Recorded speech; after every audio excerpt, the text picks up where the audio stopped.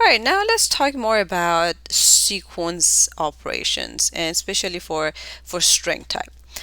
Because the strings are immutable, sequence modifying operations are not applicable to strings. So unlike lists, you cannot say, okay, delete something from the sequence or add something or replace something. You cannot do anything like that. So, but there are some operations that you can apply that makes new strings for you, which becomes really, really handy, such as the stripe function that we learned in our previous video. So again, you can modify your your original string and create a new one. So when you create a new one, and if you want to use it, you need to either store it or just use it right away. Here are example of some sequence operations for strings. You can request for the length of that string. You can select what item you want to see. And let's actually see the examples of each one of them. Let's say I have a string that is hello world. Oh. All right, so this is my string. And if I want to know the length of that string, I can simply say len of s. It gives me the length of that sequence, and that is simply the number of characters that I have in that sequence. The other one is if I'm looking for a specific item, I can say s square brackets, and I can say, for instance, what is at index number 2. Index number 2 is, this is 0, 1, 2, and that should give me L. All right, so here you go. If you're looking for a specific index, you can look that up. You can slice a sequence. This is extremely handy. All right, let's say I want to only see hello part of that string. I can say this is index number 0 to index number 0, 1, 2, 3, 4. Since I want to see 0 to 4, I need to go 1 above 4. That means 0 to 5. Okay, so I can say I want to see from 0 all the way to index number 5, and that gives me the hello part of it, because that means 0 all the way to index number 4. Right, if you have something like this, when it starts from 0, you can leave the 0 out, and by default it means a start from the beginning. If you want to go all the way to the end, make it bigger. If you want to, for instance, take this part of it, that means this is index number 5, 6, this is 7, so that means 7 to end.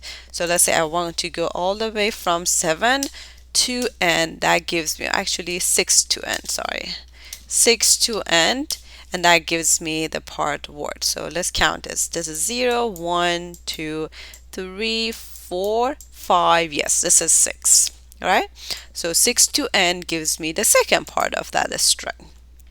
You can also count one character in that sequence. So I can say s dot count. Let's say I want to count character L. In this example, we have 3 different L's, so it counts it and it gives me the number of counts. If you want to know the index number for a specific character, you can also get that information. So I can say s dot, for instance, O. All right, so index give me the index number for character O. That is number 4. So 0, 1, 2, 3, 4.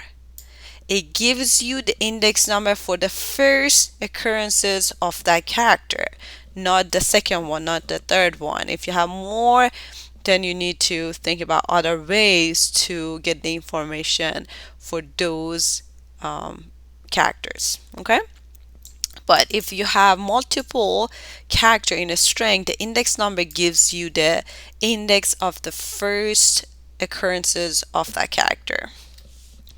Other ones that we have already used are membership operator. You can see if something is part of another string. So for instance, I can say O in S. If it is, it gives you true. If it's not, it gives you false. For instance, Z is not part of hello world. So if I say Z in S, it gives you false. You can use concatenation. So if I have S1 equal to hello, and if I have S2 equal to word, I can concatenate these two strings and I can say simply S1 plus S2. It gives me hello word. Okay, I will concatenate those two strings to each other. It will glue them to each other. And as you see, it haven't like none of S1 or S2 has changed. All right, it creates a new strings for us, and if you want you can store it. All right, I can say for instance S3 is equal to S1 plus 2. So you are creating another bucket, and the result of S1 plus S2 goes into that bucket which you call S3. Okay? And if you need it, you can store this value. The thing about string concatenation becomes really handy because let's say you start with an empty string, all right? And as you go, let's say you want to gradually add something to this empty string. So I can say S equal to S plus, for instance, H. All right, then my S becomes H. Okay, it started with empty, now it is H. I can add more to it. I can say E now. All right, now my S is HE. So you can gradually grow this string. And that is sometimes what we need when we are creating a new string. And we get two examples of that in a second. You can ask for the minimum value S and maximum value in S, and that simply gives you the minimum letter or minimum character that you have, and that goes to the ASCII code. If you search for ASCII table, it brings up this table to you. Okay, and each character that exists has a code associated to that. So for instance, character uppercase A has a code 65, lowercase a has a code 97, B has 66, and then character uppercase Z has 90. So all of the characters, even like different sign, different special characters, space, empty, they all have their own code associated to them. So when you're asking for min and max value, basically look at that code and decide what character is smaller than the other. You can also compare two strings with each other. If they're exactly same, it gives you true. If they are different from each other, it gives you false. For instance, you can look to see if S1 is equal S2. All right. If they are, it gives you true. If they are not, it gives you false. It basically compares them character by character, and as soon as there is a mismatch, it returns false to you. So here's like a text description of min and max. So with min and max, you are returning the underlying Unicode encoding, all right, which is the code that I showed you in the ASCII table. So for example, all of the lowercase letters are larger, have larger Unicode value than uppercase letters, right? So if you compare a lowercase and lowercase characters are going to be bigger. There are also a number of methods or functions specific to strings in addition to the operations that we have for sequences. Here are some examples that lead us to some of the methods or functions that we can use for strings. Let's say you're looking for a specific character in a list or in a tuple or in a sequence. So you can simply use a membership operator to do that. You're looking to see if char is not part of this tuple. If it is not, then you're showing this message to your user. You can also just put them all together and make a string instead of having a tuple and look into that string to see if char is not part of it. If it is not, you're going to show this message. Sometimes you're looking for the whole alphabet, uppercase and lowercase, or looking for a specific number. So instead of typing the whole alphabet, you can use some functions. And those functions are is alpha. This one gives you if a character is in alphabet. Is digit gives you if a value is a number. Is upper basically gives you true if a letter is uppercase. Is lower gives you true if the letter is lowercase. Now let's see some examples of each one of them. All right, let's set our value s to a string. Let's have hello 5, right? So now if I want to see if, for instance, this part of the string is all letters, I can check that. I can say, for instance, S0, index number 0, dot is alpha. All right. Oh, typo is alpha. All right. If it is, oh my gosh, is alpha. Here we go. So, oh my gosh, typo again. Let's see if I type it correctly this time. Okay, so S0 is character H, and H is part of alphabet. So if you say is this character part of alphabet, it gives you true. Now let's see if this character 5 is part of alphabet. So this is index number like end. So 0, 1, 2, 3, 4, 5, 6. All right, let's see if S6 is alpha. Let's see if I can type this time. Here we go. That is false because S was 5.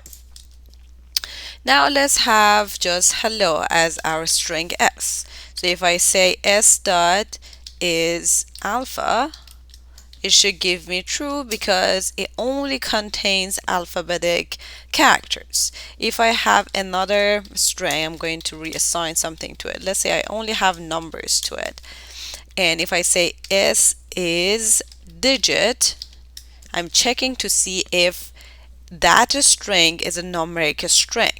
If it is, it's going to give me true. If it's not, it's going to give me false.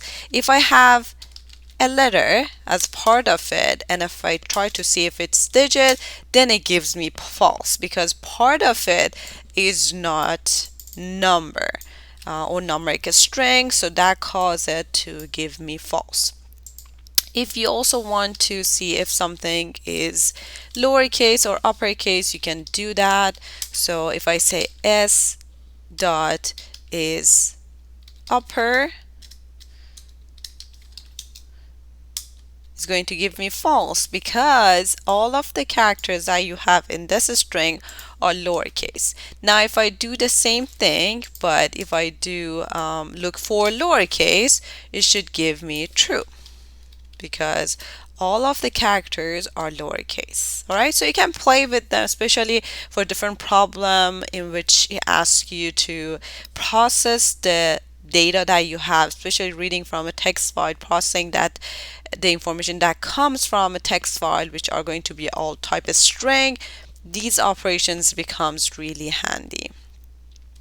You can, for instance, take a part of a string and check to see if all of the elements that contains in it are alphabet characters. So you can like play with the strings and use methods on them to find some information about different pieces of the string that you have. So here are some examples about each one of them, and we already practiced that. So make sure you type them, just get used to how to basically utilize them. They are very handy, very important. The other operators that we have on that we can use on string types is find function or find method. There's a huge difference between find and index. With method index, if you say, for instance, what is the index number for a specific character. If that specific character does not exist, it's going to give you error message. But with find, it gives you -1. That means the character does not exist. So when you're looking for an index number, it might be better to use find method instead of index. You can also use replace, and you can replace part of a string with something else. Again, this one is going to create a new string for you. The original string is going to be unchanged because string types are immutable. If you need that new string, you need to store it. Okay, let's see an example of it. If my S is string hello and I want to replace H with J, I can say S dot replace character H with character J. Okay, now if I do that, it will create a new string. But if I say, all right, what is S? S is still hello. If I need this new string, I need to store it. Okay, I can say SS equal to this one. Now my S is hello, my SS is jello. Here are some more example on replace method. Let's say you have a string comment. You want to replace character M's with T's. If you do that, you get string cotton. The next function that we went over the for the lab is a strip character, and that basically take out the leading or trailing characters from your string. Okay, so if let's say you want to cut the new line character from the end of your string, you can use this method to do that. So you pass in your string dot stripe, and then you tell it what you want to stripe from it. For instance, new line character, or if you want to take out space or colon, it's up to you what you want to take out from it. Split is another very interesting method. It's very helpful. Let's say you have a string, a long string, and there's some stuff in it that you want to sort of split your string based on that character. So for instance, if you have S, Lu, Chow, and there's a comma between them, you can say, okay, split this string with comma. So it basically takes all of the characters that are in either side of it and store them as a list for you. Okay, let's see an example of that. So I have a string hello world again, and I want to split it s dot split with space. So wherever there is a space, I want you to split it. So here we go. It gives me two different items, and those items are on either side of the space. Okay, let's go with another example. So let's say you have an email address and you want to take out the username from its domain. All right, so I can say s dot split it by @. Okay, so here you go. You get the username and then you get the domain. And then if you want to put them back together, it is very easy. So you have a list, which is this one. To be able to use that list, you need to first of all store it. Okay, so I'm going to put this back here. I'm going to say lsc equal to s dot split. All right, now if I say that list is going to contain those information. So now if I want to put them back together again and create a string, I can say, all right, I want to join those two with empty, so I do not want to put anything between. Actually, I want to put @ between them. So I want to join those two strings using @. All right, so dot join, and the data that I use to join its items is my LST. So join all the information that you have inside LST using the @. So if I do that, it puts them together again. So split and join go very hand to hand. If you want to split something and then put them back to each other, is very handy. So like another example is, so let's say I have S, I have this string, it is a nice day, and let's say I have extra spaces everywhere. Okay, so I can simply say, all right, my LST equal to S dot split, and I want to split it by space, right? So here we go. My LST becomes all of the items that I have in it. So these are the items and these are empty because we had some spaces between them. Now, now you have this list. You can simply look into that list, leave keep the items that are not empty, delete everything else, and then join them simply by a space, for instance. So if I want to join them right now, I can say, all right, join them by a space, and the item that I want to join this items is my LST. Okay, so here we go. I put it back together as it was. But if you want, for instance, take the extra spaces out, you need to process this list, take out all of the extra spaces out. So anything that is empty, you're going to take it out. You're going to delete it. Anything else, you're going to join them together at the end using a space.